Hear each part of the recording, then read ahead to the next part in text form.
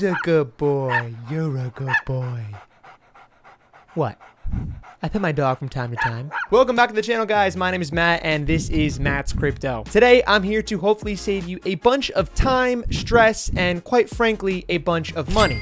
Well, let's hope anyway. Today, I want to talk about a bunch of mistakes I'm seeing newcomers in the NFT space make so often that can easily be avoided just by watching this video. So if you're a beginner in the NFT space or you're looking to get into the NFT space, listen up because this video is for you. And even if you've been in the NFT space for a couple weeks or even a couple months, this video can definitely help you out as well. So I'll be sure to watch all the way through. You might also want to watch all the way through this video because I've been doing some giveaway links hidden throughout each of my videos. I'm giving away $5,500 in Ethereum this month in January. So if you watch all the way through, you'll probably find some of those links. The first and most prevalent problem that I see right now in this space is people paying insane gas fees and not understanding how gas fees work. And as much as we all hate it, myself included, Ethereum gas fees are a real problem and they're not going anywhere anytime soon, so you better get used to it. When I first started the NFT space, I didn't buy an Oni Force because the gas actually costed more than the NFT itself, and that was a huge red flag for me. It turns out that was a terrible decision though, because I could have made myself 9 Ethereum in about 2 weeks. But the truth is, if you were paying an absurd amount of gas for an NFT, you have to make sure that that's worth it. And let's just dive in really quickly and briefly on how you can determine that. One of the easiest ways to determine what gas prices are just go to etherscan.io/gas tracker, and there's a bunch of different sites that do the same thing, but basically you're going to get the GWE, or the price of gas, and a low, average, and high amount. This just simply means that if you pay each amount, how quickly your transaction will go through. So usually if you pay a high amount, your transaction will go through in under 45 seconds most of the time. If you pay an average amount, it's usually a couple minutes, and if you pay a low amount, it could be anywhere up to like 30 minutes, to be honest with you, depending on what gas is. And you can see right here, gas changes extremely fast. It changes every couple seconds, really, and sometimes it goes from a 100 all the way to maybe a 200 or 300, and it can change anywhere, anytime, and it usually does happen pretty quickly. So you have to be paying attention to when you're doing transactions, what these gas prices are. As you can see right there, it just went up to 165 GWE from about 130. So that is a pretty considerable difference considering the total amount is 160, and 30 over 160 is a pretty sizable percentage. And as I speak,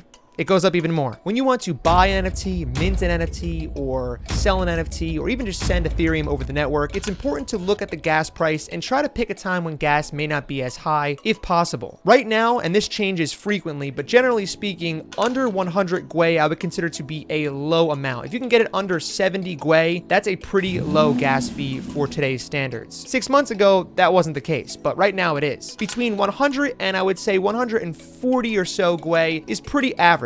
And as you just saw before, when it jumps up above 140 GWE, all the way up to as high as I've seen 2,000, that is obviously a very high gas price. And if you can avoid using the network during those times, it's best because you're going to save yourself a lot of money over time in all of those gas fees. As you can see right here, gas just went up to 345 for the high, and it's still over 320 for the average, which means this gas price just jumped up a ton. And this sometimes happens during really popular NFT mints. When there's a lot of people using the network, gas prices will go up because more people are paying higher amounts to get their transactions to go through quicker. When this happens and there are major mints and you want to actually get to mint one of those projects, you may have to pay a higher gas fee.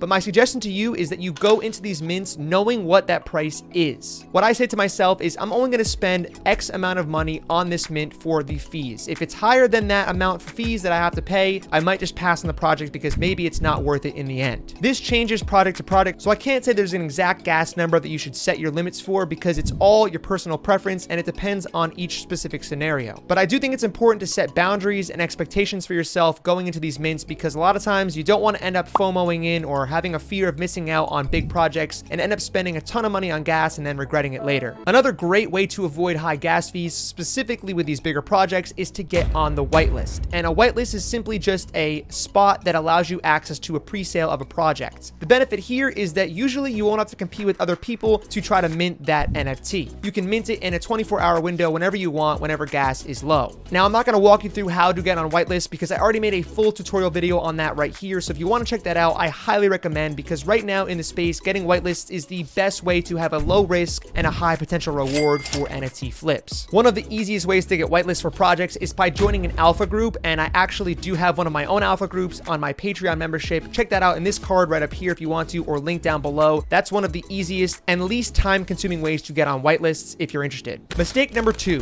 look out for scammers. I hate to say this, but the space really does have an issue with scammers right now. It is far too easy for people to reach out and impersonate someone like me on Twitter and ask people for money for their project, and then that project pays them money and it's heard for a video, but it's not really me, and so that person just made a bunch of money off of a random NFT collection in the hopes that that collection might get a video on this channel. Scammers. You should know that I actually don't take payments for NFT projects. I only sometimes take whitelist spots for my community so that they get paid technically for the videos that I post about these projects. And again, those videos are only on projects that I actually already would invest in and like. So if there's ever anyone reaching out to you specifically, or it looks like there might be a scam, be aware of that. There are a lot of them going around, especially in this space right now. It can be really hard to determine if the person's legitimate on Twitter or Discord because a lot of times you can make accounts that look very similar to what the actual person's account is. Scammers. Once you've been in the space a bit longer, this will get easier to recognize, but generally speaking, if someone's coming to you in the DMs and asking you for money or asking you to click on a link, scammers. I would say be very, very cautious about doing that. Do your research on that person's account before you decide to click or go through with anything. Never send money to anyone unless you are 100% sure that you are talking to the real person and you're actually going to get what you want out of that conversation. I've already had over 10 different Twitter accounts suspended that were impersonating me, and I'm not even that big of a channel yet. There are probably hundreds of other people that have this same issue. Scammers. So just be careful out there and really try to be on high alert in this scene because unfortunately this is a major issue right now, and hopefully it'll get easier to figure these things out over time. One thing that just happened today, Twitter allowed verification of NFTs. So now you can see right here that if you have a PFP of an NFT you actually own, your account will not be a circle avatar, it'll be a hexagon avatar, which will actually help verify some people. As you can see, this is my Doge Pound, and because I'm the only one that owns it, if it has a hexagon around it, then theoretically that should mean that I am the only account on Twitter that will have a hexagon around this Doge. This should help verify and limit scams and impersonators in the future, and I'm really hoping it does because I absolutely hate seeing people lose money, especially when they're being tricked into thinking that it's me. To make it abundantly clear, I will never ever ask you for money anywhere, anytime, any place. So please don't send money to anyone if they are asking for it. Scammers. Mistake number 3, be careful about buying projects that are overhyped. If you're looking for a quick flip, fine. You can ride the hype, flip the hype. If you are looking for a legitimate project to hold long term, you have to be aware that hype is the biggest factor in price right now in the scene. With things as hot as they are right now, price is being driven primarily by hype. So definitely do full due diligence on every product you're looking to mint or looking to buy, and make sure that there are value points in those projects that last longer than a week or two. I have a buyer's checklist, as you can see right here, and it's also on my Patreon that kind of goes through the things you want to look for in each NFT project. But even more so than that, my biggest question right now is what is the value of this project 6 months from now? If you can identify 2 good reasons why this project that you're looking to buy has value in 6 months from now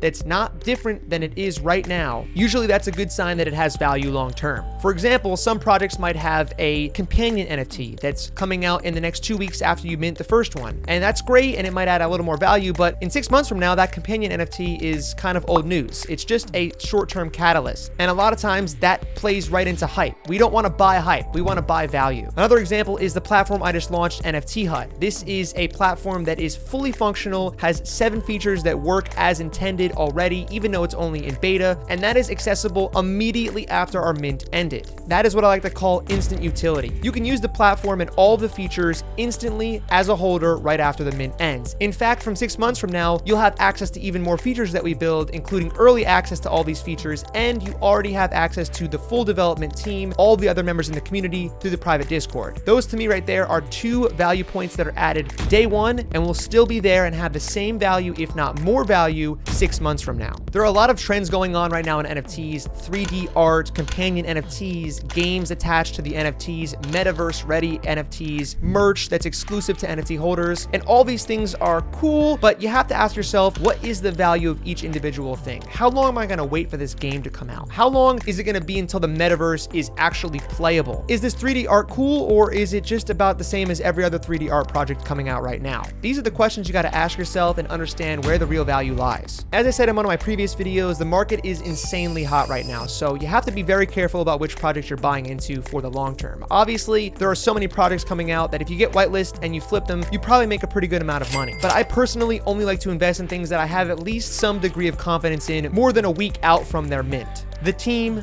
the feasibility of their roadmap, and the community, all of these things really matter. All right, hopefully these tips will help you in your journey, whether you're new or you've already been in the space for a while. Thank you so much for the support on the channel lately. We just passed 75,000 subscribers, which is truly insane. We are on our way to 100,000. So if you haven't subscribed yet, hit that like button, subscribe to the channel, don't miss any of these videos. And thank you so much for all the support on the NFT HUD launch. If you want to check that project out, I'll leave a link in the description down below. You can buy on the secondary. I hope to add a ton of value on both my Patreon and on NFT HUD, as well as continuing to make great videos for you guys. So thank you so much for watching. We'll see you next time. Have a great day.